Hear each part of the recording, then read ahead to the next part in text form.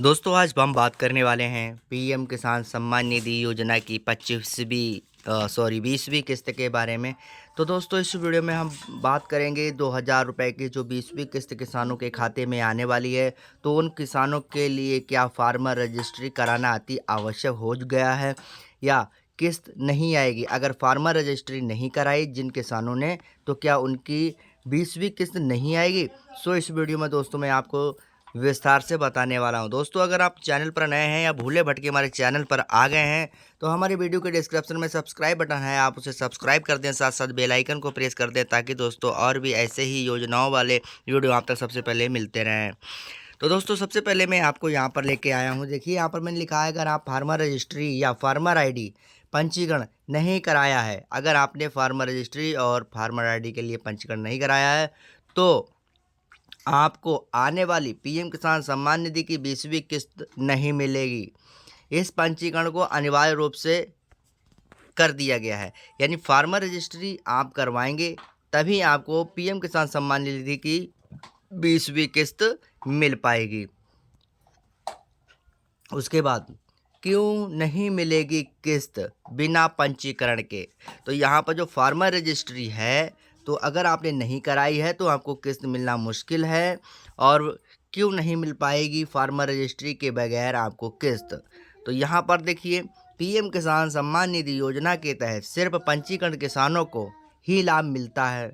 उन किसानों को जो फार्मर आईडी या रजिस्ट्रेशन नहीं करवाते हैं वह योजना के लिए अयोग्य माने जाते हैं। यानी ऐसे किसान जो फार्मर आईडी उनके पास नहीं है और उन्होंने रजिस्ट्रेशन नहीं करवाया है और 2000 रुपये की किस्त का इंतज़ार कर रहे हैं तो उन किसानों को पैसा नहीं मिल पाएगा और उन्हें खाता में जो 2000 रुपये किस्त आती है वो नहीं आ पाएगी। इसके अलावा और भी है जैसे कि KYC को आपको पूरा करना है और आधार बैंक लिंकिंग अगर नहीं की है तो आपको करवा लेना है।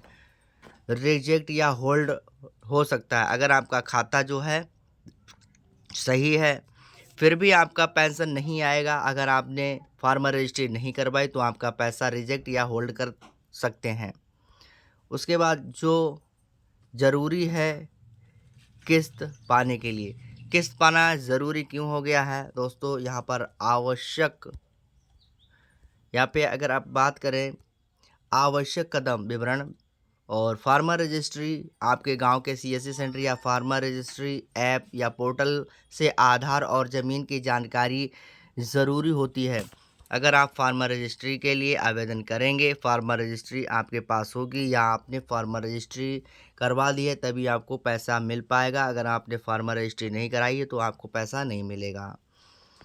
इसके लिए डिजिटल पहचान कहा जाता है। अगर आपके पास आईडी होगी तो आपकी जो पहचान है वो इसे डिजिटल पहचान कहा जाएगा। 30 अप्रैल 2025 तक शुरू ज़रूरी था, यानी फार्मर रजिस्ट्री जो है वो 30 अप्रैल 2025 तक ज़रूरी था।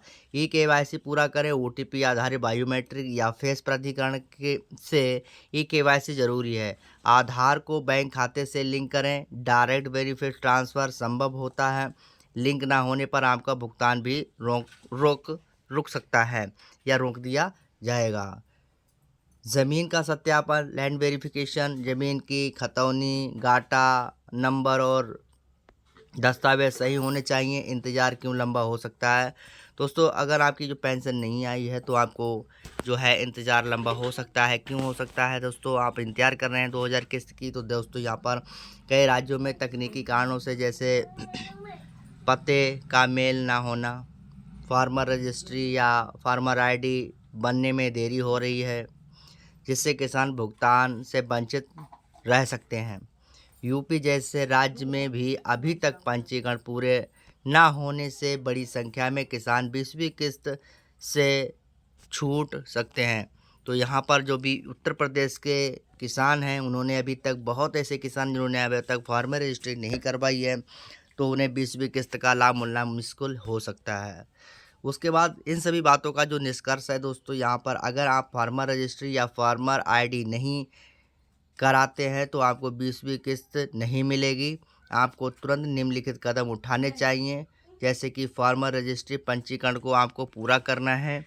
साथ ही साथ आपको फार्मर आईडी बनाना है, ई-केवाईसी ऑनलाइन या सीएससी सेंटर से पूरे करें, आधार और बैंक खाता को लिंक करें।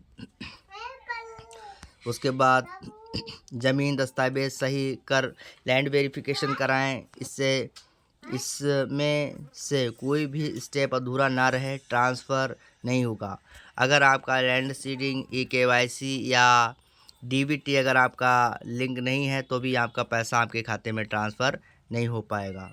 समय रहते क्या करें, जल्द से जल्द अपने नज़दीकी सीएससी सेंटर पर जाएं या फार्मर रजिस्ट्री पोर्टल पर जाकर आपको फार्मर रजिस्ट्री की आवेदन करना है। सभी दस्तावेज और मोबाइल नंबर तैयार रखें और एक बार बेनिफिशियरी स्टेटस पर एक बार ज़रूर चेक करें कि हमारा जो स्टेटस है पूरी तरह से सही है और हमारी किस्त आएगी या नहीं आएगी।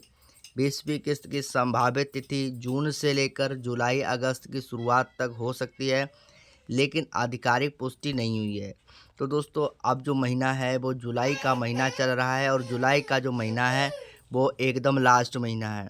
तो जून में अगर किस्त नहीं आई, जुलाई में अगर आपकी किस्त नहीं आई तो जून में आपकी किस्त आना संभव है।